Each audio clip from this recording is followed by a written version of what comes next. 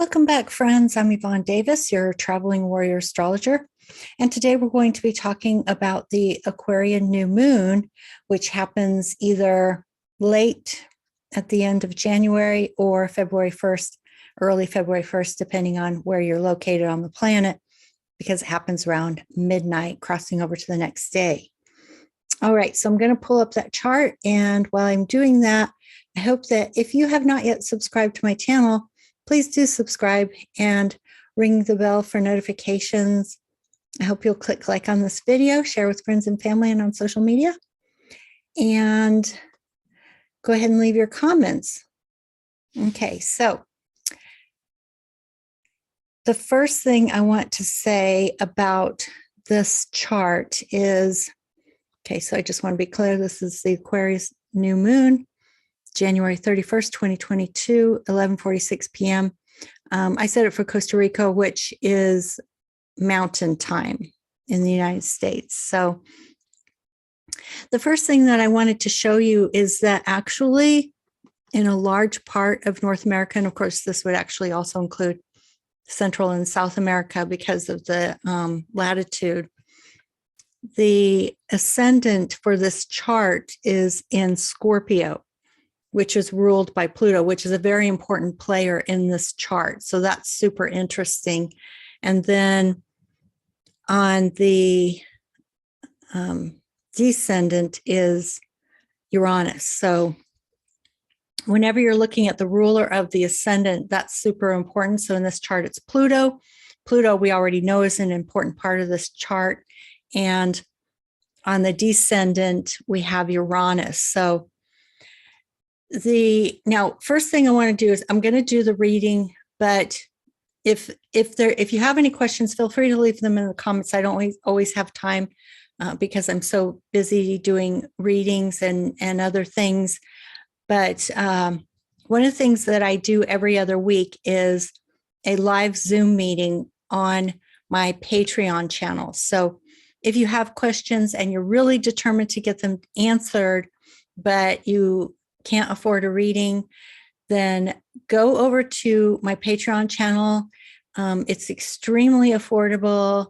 The first tier is only $5, and you can come and join the Zoom meetings and you can get your questions answered. So I highly recommend that if you really, really want to make sure your questions get answered. Okay.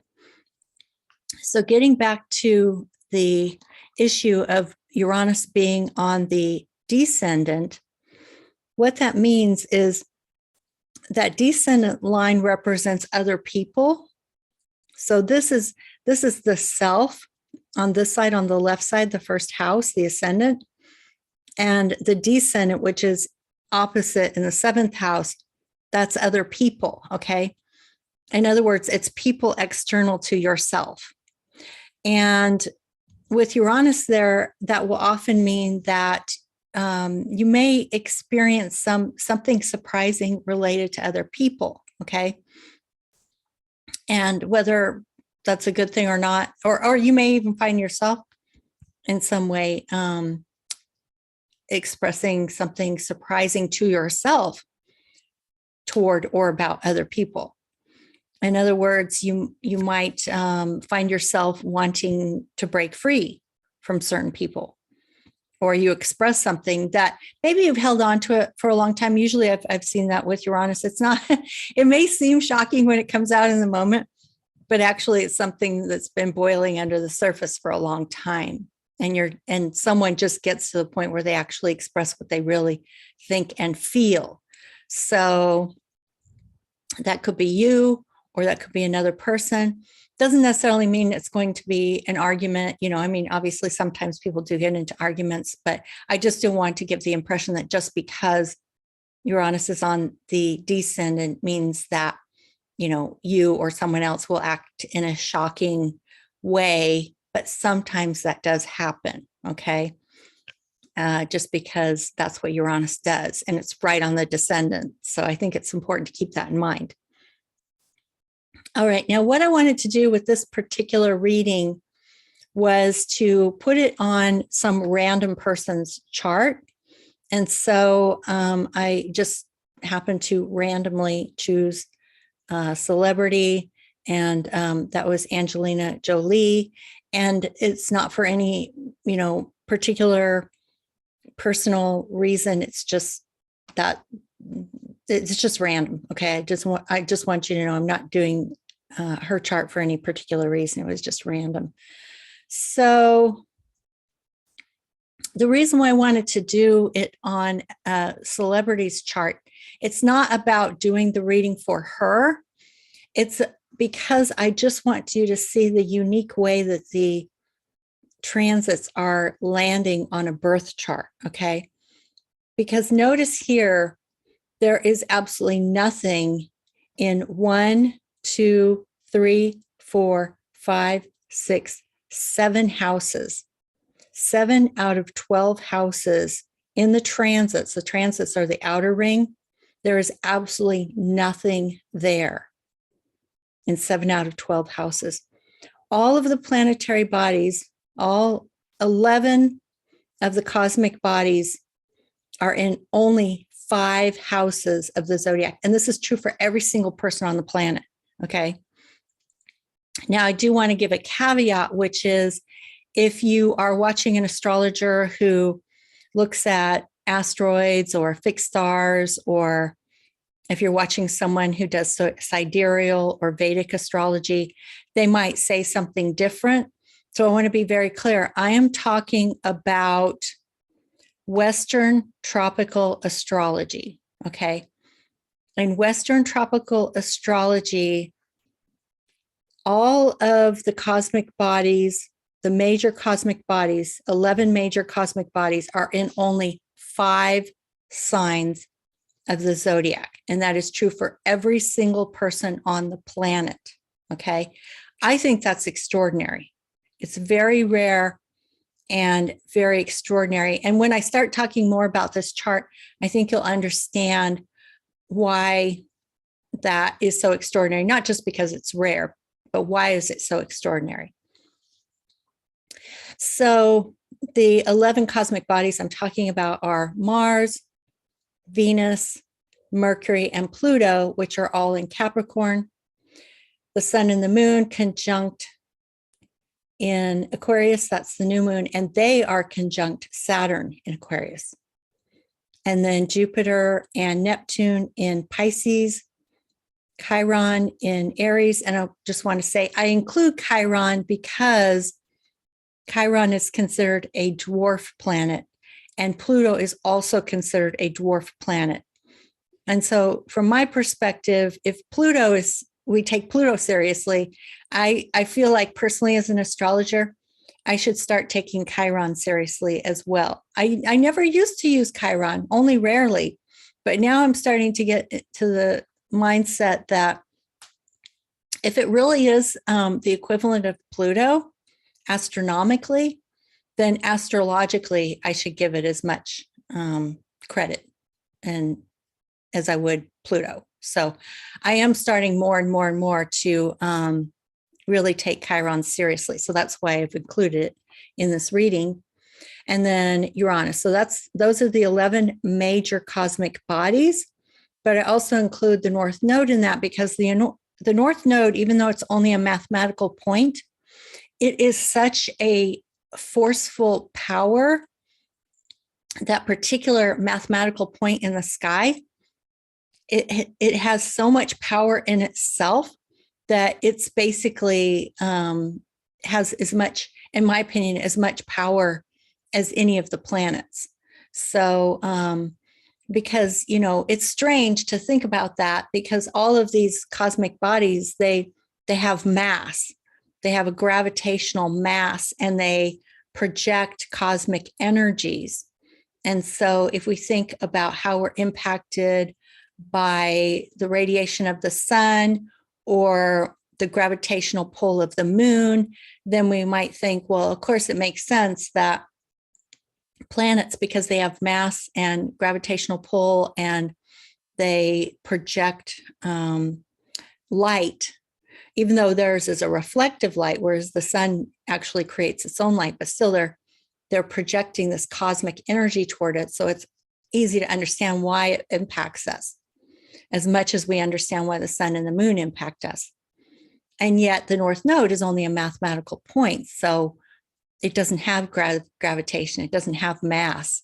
It doesn't reflect light. So it's how can it have the same force as a planet? But the reason is because there's something about that mathematical point that when things line up with it, and the most obvious example is a new moon eclipse and a full moon eclipse. There's something about when things line up a certain way with that mathematical point, it takes us in the direction of our evolution. It has as much force and power as any planet does. So I'll just leave it at that. I know a lot of, in terms of astrology, listening to an astrologer, some people are really interested in why do these things work, and other people just want to know, it just tell me what that means, just what does it mean? Well, it means that these alignments are really amazing, not just because they're rare, but because the energy is extremely focused right now because of the fact that it's only in 5 signs. So wherever that lands in your chart, those areas of your life are going to be much, much more impacted than the other areas of your life. So the energy is super, super focused. And that's true for everybody on the planet. I find that very interesting because what it tells me is that there's something about this year that is going to be like a year that matters, okay? Because the energy is so focused. So it'll matter in your life. What direction are you moving in? I think this will be a monumental year for every person individually if they take this energy and run with it. That's the first thing. But then because there are so many movers and shakers on the planet, they're going to be under the force of this energy too. And so a lot of things are going to be made to happen this year. This is going to be a year that makes things happen because the energy is so intensely focused. Okay. So in terms of these 12 points or forces in these 5 signs, it's also interesting to see that Venus and Mars are conjunct, and they're sextiling Jupiter, and they're trining Uranus. So that energy is super focused and in a favorable way. And then the next is Mercury conjunct Pluto, which is sextile Neptune and trine the North Node. So again, it's super, super focused energy in a favorable way. Now, Mercury is still retrograde. It's the only planet retrograde, and it will turn direct within 3 days, okay? Once it turns direct and we wake up on February 4th, all the planets will be direct for 3 months. So it's like full steam ahead for 3 months, February, March, and April. We're already seeing it right now in this chart. And so from my perspective, even though technically Mercury is still retrograde for 3 days when this new moon comes, new moons a lot of times need a couple of days to for their force to really start to be felt, because as the moon moves away from the sun, it starts to gain light. It becomes a waxing moon. And the waxing moon then moves toward a full moon 2 weeks later. So that those 2 weeks from new moon to full moon when it's waxing is when we're building energy. Okay. So the new things, the new actions that we're initiating are building force toward the full moon. Okay. And so, so the fact that Mercury is going to turn direct in 3 days after this new moon really actually corresponds very well to the fact that then the moon will have had 3 days to begin gaining light. Okay. So just consider that we're still kind of in that thought process, that deep reconsideration process with Mercury retrograde conjunct Pluto, because Pluto is the god of the underworld. It's the god of the shadow. It's where we repress our disowned power. Okay.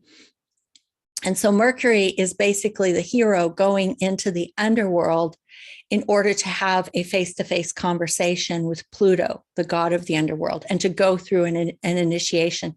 That's what we've been going through. And Mercury is almost done with his conversation with Pluto. And when that process is done, the Mercury can come up out of the underworld and bring the buried treasure. Okay, whatever you were gaining from this conversation, now the treasure will be brought up to the light. And that's the golden power of enlightenment. So this process that we've been going through with Venus retrograde over Pluto and Mercury retrograde over Pluto has really been about establishing what we want to do with our lives. And it may not seem that big. It just depends on, what kind of process you've been going through during this time. Has it been life-changing, or does it seem minor? But I can tell you, even if it seems minor, whatever is getting set in motion now will actually have ripple effects. And I've always been amazed by that, the way life can turn on a dime. You meet someone one day, and at that moment, you may not realize it. But then when you look back a decade later, you realize that that person changed your life, changed the course of your life. So in that moment when you met them, you had no idea your life was about to be changed. 10 years later, you look back and you realize, oh my God, the course of my life changed like 180 degrees because I met that person. And I've definitely had that experience. So even if it seems small, trust me, whatever's happening right now is going to ripple outward, and you'll see how meaningful this time period actually was. But a lot of you may already realize it, that the course of your life is actually beginning to change. So this new moon is also initiating something new. So as soon as Mercury goes direct in 3 days, the moon has moved away, starting to gain light. And we wake up on February 4th, all the planets are direct. We're ready to move forward and outward, okay? And take that very seriously for the next 3 months. And we'll talk more after we get past April, because it's going to be important all year. But these 3 months, February, March, and April, are super, super important because it's the only time this year when all the planets are direct. And so there's a kind of energy there, a force there, a wave there that you want to make sure you catch and you ride as much as you possibly can. So so we've got that Venus, Mars conjunction, sextile Jupiter, trining Uranus, all extremely favorable, all direct.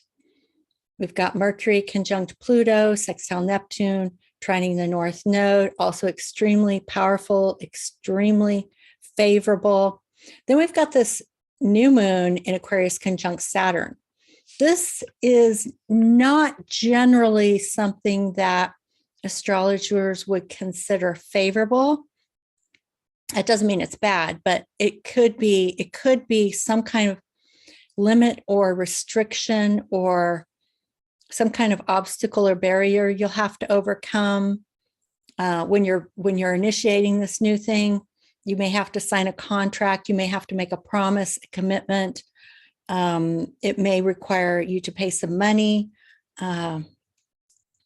or there may be some kind of obstacle or barrier you have to overcome, some kind of challenge. Because those are all the things that Saturn does. Saturn makes us work for something, okay? That's why Saturn is the planet of commitment. It's not frivolous. Saturn says, if you're going to do this, you better damn well commit to it, okay? This is going to be long-term, and you're going to have to work for it. There will be many obstacles to overcome. This is not a simple thing. It's like marriage. It's like Saturn commitment can often be very important the way it lands in a marriage chart, because marriage is all about commitment. And any relationship, any contractual relationship is like a marriage. And so when you vow to marry someone, that's a commitment. And it says till death do us part. Now, obviously, a lot of people don't stay together till death do they part. But the fact that they were willing to say that when they got married usually means that they kind of thought that that's the way it would work out. They didn't think, well, you know,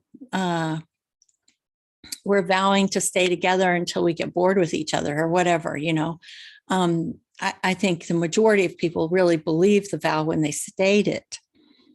But that's the definition of commitment, is you're going to work for it. You're going to stick with it. You're not going to give up just because it's not easy. You're willing to accept the limitations and constrictions of marriage, which is, you know, that you're combining your financial assets and you're agreeing to be monogamous. Now, obviously, some people, yes, they step outside those lines.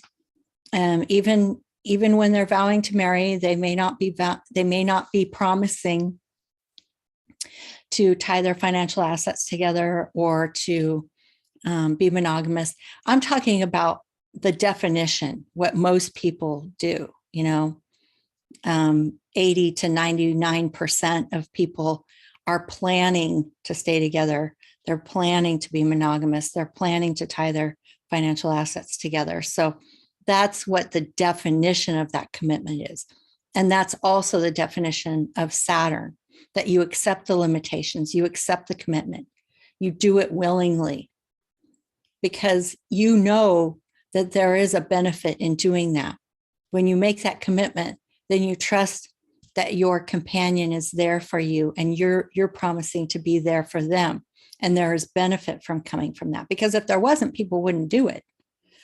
So it's the same with any kind of contractual relationship. And it's not just about relationships, it's also about your own personal finances. Like maybe you personally want to buy a home, or you personally want to get out of debt, or you personally want to go get a graduate degree or a college degree, or you personally want to write a book and get it published. You know, these things take commitment and discipline and hard work. And that's what Saturn is all about. So what I'm saying is, after we've gone through this incredible process with Venus and Mercury retrograde over Pluto and recast the die for the direction of our lives, we're now starting with a commitment to something new. And we're willing to stick with it because we believe it will take us in the direction of our evolution. And that's what we want. That's it's written all over this chart. And what's also interesting is that even though, yes, this is challenging, this new moon conjunct Saturn, taking on that burden, that responsibility, accepting those limitations, accepting the challenge. It's difficult, but it's sextiling Chiron. And so what that says to me is that part of the reason why we're willing to do this is because either it may be born out of some kind of wounding, but we're looking for healing, okay? And whatever commitment we're willing to take on, this challenge to do something new, to create something new that will take us in the direction of our evolution, we're doing it because we believe it will lead to healing. So I'm just going to give you a quick example from my own life. Now, there are actually a number of things that I could point to. As I mentioned before, I'm trying to get an agent for a novel that I wrote. I believe that will bring healing. So it's important to me. But also not just, getting an agent, getting published. I mean, the story itself is healing to me. Putting that story out into the world, I believe, would bring healing to other people. So the healing is interwoven in that goal. But also I am I'm going to be in Costa Rica for a week for a writer's retreat, which I mentioned months ago. It seems like it's been a year now, but I think it was back in the summer. I mentioned that I was going to be attending a writer's retreat in Costa Rica. So that's coming up very soon. And I do plan to do some filming while I'm there. So I'll share that with you when the time comes. But besides the fact that I'm going to that writer's retreat, I've been working on a memoir, and I'm planning to hire someone as a book coach to help me complete that so I can bring it to the point of publication. And that for me is also healing. That's why I need to write that book. Not even so much because I want to get it published, but because I need to write it for my own healing and for the healing of people in my family. I need to tell the story of what happened to me when I was a child. And I know a lot of you have heard that before because you've been with me for many years. But so you've heard me mention it before. But regardless of whether you're familiar with that story or not, there was some abuse, and not by my parents, but by a caretaker, and that rippled outward. That was a karma that rippled outward. And I'm looking for healing, and I want to write my story as part of my healing. So that's a perfect example. Okay. Maybe you're committing to something for the healing of the planet. It doesn't even have to be you personally. Maybe you care about healing the planet and you're going to commit to something. Or maybe it's because there's some kind of work you really want to do and you're going to commit to developing that as a career, or maybe it has to do with a relationship. But whatever this commitment is that you're going to begin with this new moon, as soon as Mercury goes direct, has something to do with healing. It's something you need to do to bring healing to yourself. It may be coming out of woundedness, but it's about the healing for yourself or someone else or the planet or whatever. But I do think that's an important part of it. So I think I'll go ahead and stop there. But those are the most important things to understand, is that, for one thing, this is a very favorable chart. The conjunctions, sextiles, and trines are all favorable. The only one that's a little bit challenged is the square between Uranus and this new moon conjunct Saturn, which I kind of talked about when I said that Uranus is on the descendant of this chart. But that's mostly just about needing freedom and being willing to say or do something that is authentic so that you can get into alignment with what matters most, or someone else may do that to you. It's just unfortunate that a lot of times the way Uranus does it is very shocking because it's been building up for a long time, but it has to happen. So I'm going to go ahead and leave it there. And like I said, if you have any questions, feel free to leave them in the comments, because if I have time, I might be able to answer. Or sometimes what I'd really like to see is the community helping each other to understand these things. So if you have a question, somebody else in the community might be able to answer it for you. And I really encourage that. Or if you feel like you absolutely have to get this question answered, you can either look for the link below. There's always a link below for a reading, or you can come and be a patron and come to the Friday Zoom meetings. And there's always a link below for that as well. All right, so that's it for today. And I will see you again in my next video. Bye-bye.